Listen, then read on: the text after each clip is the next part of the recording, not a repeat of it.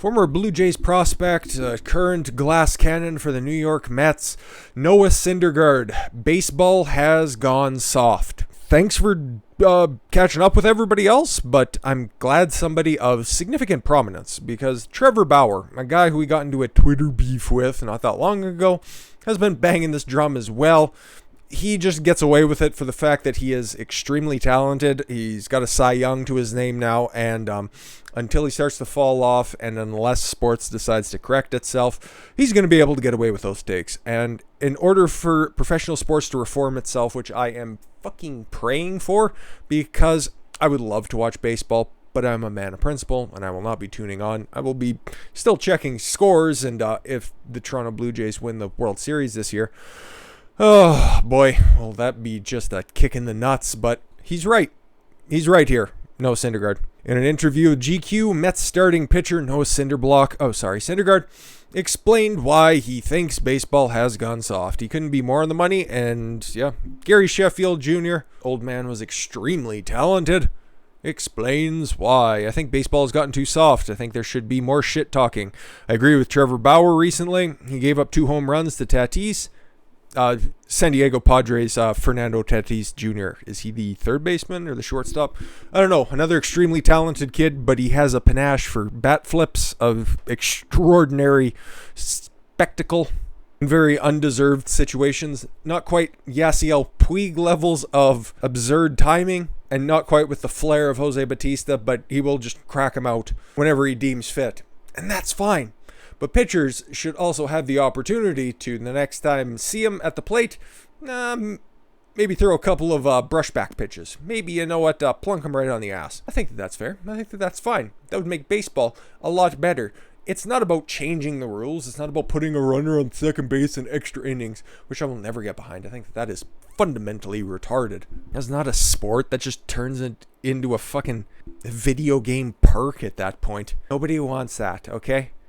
If you were really concerned about game time, which was never a thing under C-League, this was one of those manufactured problems by stupid Rob Manlett.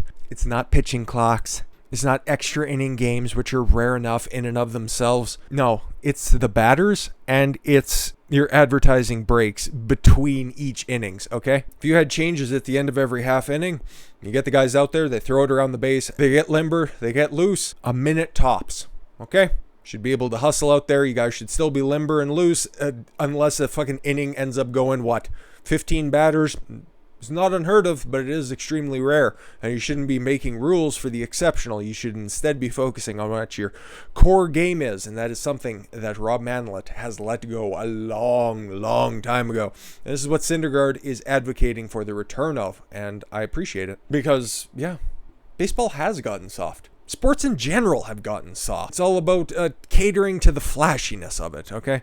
Catering to the Tatises of the world. Is he a talented player? Of course he is. Exceptionally gifted at the plate, reasonably gifted out in the field, and a very marketable face for the really shit San Diego Padres. I mean, please, that team ain't fucking winning the World Series this year. I mean, you can pretty much take that to the bank, okay? Another one of those situations just like the Mets. In fact, just like Cindergard's team. Oh, we put together the super team. What are we, back in the fucking early 2000s again? I'm old enough to remember that fucking team. It was supposed to be, this big giant killer with Jason Bay, Carlos Beltran, Carlos Delgado, Jose Reyes. Oh yeah, all of those fucking wonderful players. And we finally got Johan Santana. He's going to come in. Tom Glavine's still there. He's still got a couple of good years. And how many World Series appearances did that produce? Fuck all. Oh, and David Wright too. My mistake. Team didn't do shit. What are they doing right now? Oh, look at all of our great players, and we brought in all of these wonderful pitchers. It's going to do fuck all, because you still got to get past the Atlanta Braves. Go suck a dick. I don't get to talk about sports enough, so that was my little baseball dump. And now we can dump on the NFL. And I like this move. I do like this move, okay? Tim Tebow retired from minor league baseball, which was something that he hadn't played since, high school, I think? He retired, man, 33 years old, and he could have just ran out his summers bouncing around minor league systems for as long as he wanted to, but he's like, no, I hit 2.25. I got to live out a dream.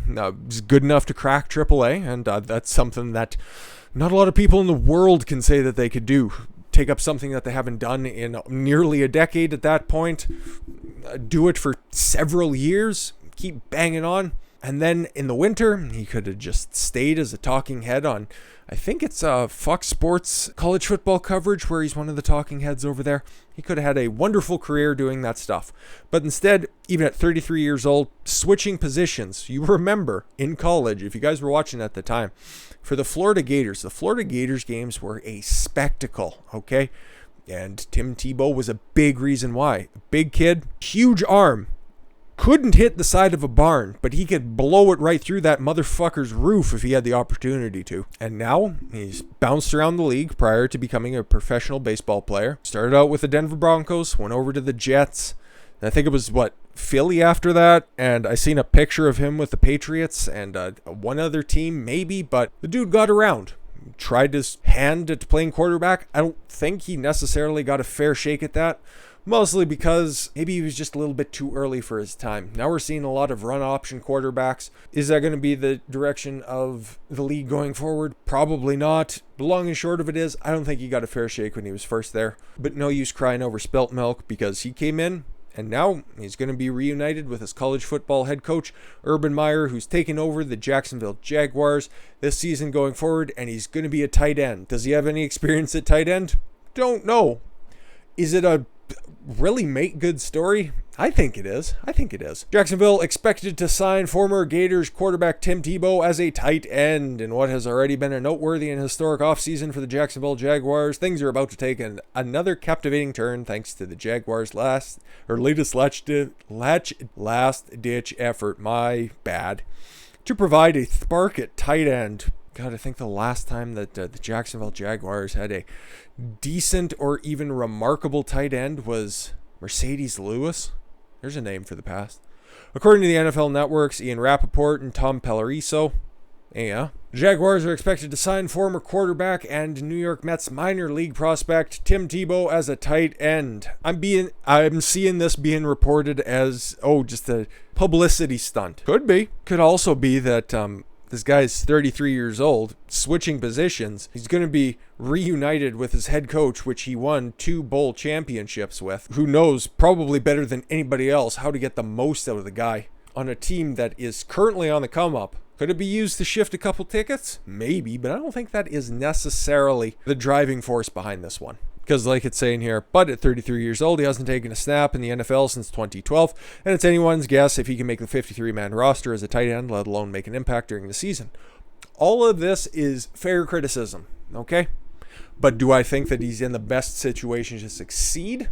Yes, very much so. Very much so. Brand new system, incredibly gifted quarterback on the come up, and you can't teach size, and that is something that Tim has in spades. Tim and I have always talked about when he was a quarterback in the NFL, that was a big topic. I was so busy, I didn't give him the time. What do you think? And I don't know. I was too busy even to think it through. I know playing a position in the National Football League that's a long shot. This is years ago. Myers said eloquently on May 1st. How did it happen this time? We had a conversation. He worked out with our tight ends coach. I stopped by and did not stay for the whole workout. And then our focus was on the NFL draft.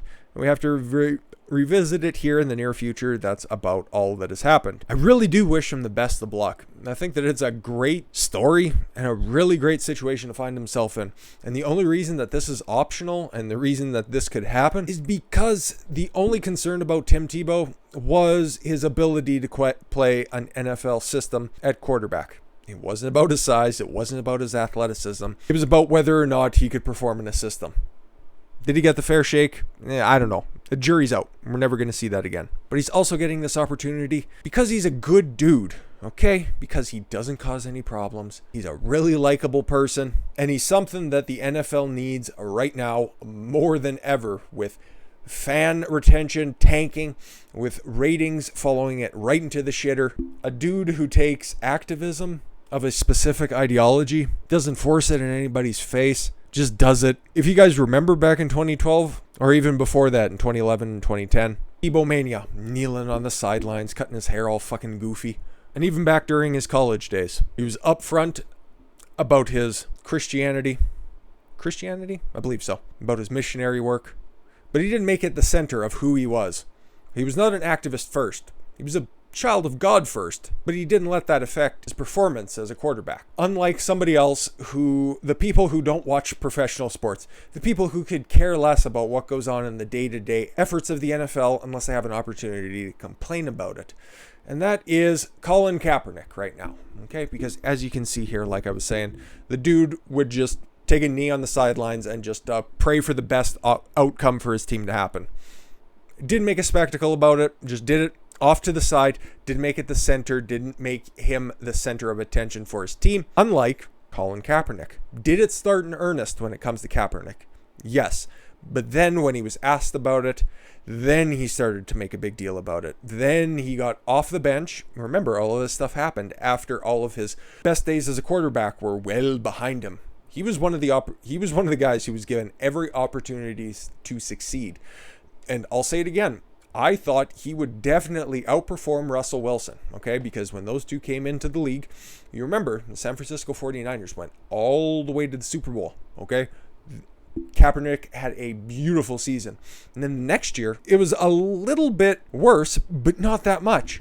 And then the year after that just completely fell off the cliff because he couldn't make adjustments. He was relegated to the bench, and then all of the activism started up. And then you get these, uneducated motherfuckers, at least to put it lightly. Libs erupt as Tebow gets second chance in the NFL while Kaepernick remains sidelined because of white privilege. Okay, well, Kaepernick is half white.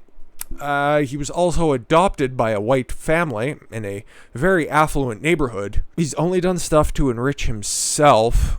Sounds like that big white capitalist boogeyman, if you ask me. As opposed to, the guy who's worked himself back up to the position where he could be a viable NFL player. But no. It's clearly white privilege. Twitter erupted Monday with accusations of white privilege and racism as leftists went on the attack after Tim Tebow was reportedly set for another shot at the NFL, even as national anthem protester Colin Kaepernick still sits on the sidelines. Trust me. Football, or rather sports in general, is one of those great equalizers. If Kaepernick could still play, you remember, not that long ago, a year or two ago, he got an NFL-sponsored workout, okay? Teams were told to send people to watch him. He was going to get a job. He was going to get a contract offer from the Baltimore Ravens, my personal favorite NFL team, was going to sign this fucking talentless asshole. But why did that get revoked? Because he made too much of a stink. And that's the only thing that is keeping him out of the league. He could be better than some of the backups that are out there, but he comes in with too much fucking baggage. When you're in a team sport, you don't make it about yourself. That's why the players who make it all about themselves tend to not have a very long career. And if they do, nobody cares about them after they retire. Who would you rather be at the end of the day? Would you rather be Terrell Owens, who's probably more gifted? Or would you rather be Jerry Rice? Would you rather be Odell Beckham Jr.? Or would you rather be Larry Fitzgerald? Walter Payton or Chad Johnson? This is exactly the situation here. Could Colin Kaepernick put on a couple extra pounds and play tight end? I think that would be an option. He could probably play corner or safety or something like that if he tuck his pride in his pocket. He could switch positions and probably squeak out a couple more years. Probably exactly what will happen with Tebow. Squeak out a couple of years, make a good story about it, and then return back to punditry and enjoy your days. But no. This is all just a race thing. None of those extenuating circumstances have anything to do with this. This is all just a race thing. Jamel Hill, race baiter extraordinaire, laughs in Colin Kaepernick. Raised by SportsPod. Don't know. Being a good person has absolutely nothing to do with benefiting from white privilege. Acknowledging that's the reason why Tebow got there, but instead just can't get past their own racism. There is no way you can tell me that Tebow deserves to be on a team as unproven tight end who hasn't played more than 10 years than Colin Kaepernick. Well, Kaepernick proved that he can't be an effective quarterback. Tebow, whatever.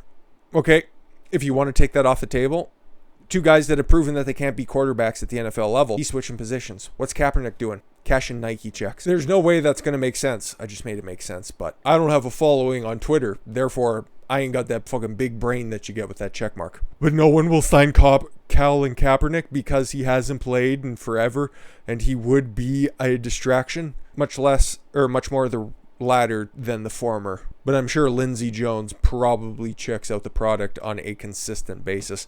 Like you can see, it just keeps going on and the intelligence stops well before we get into the tweets, but that's my opinion on it. I seen this, I liked it. I think Tebow's a pretty swell guy. I thought prior to the activism, Colin Kaepernick was going to be a huge star, but that just goes to show you that sometimes I put my faith in some pretty shit individuals. We all make mistakes, I suppose, but some people learn from those mistakes, and some people get Twitter activists to come out and stump for them. With that said, I thank you all very much for the gift of your time. I've been Don Consuelo. I want you to follow your gut and get after it. Take care, everyone.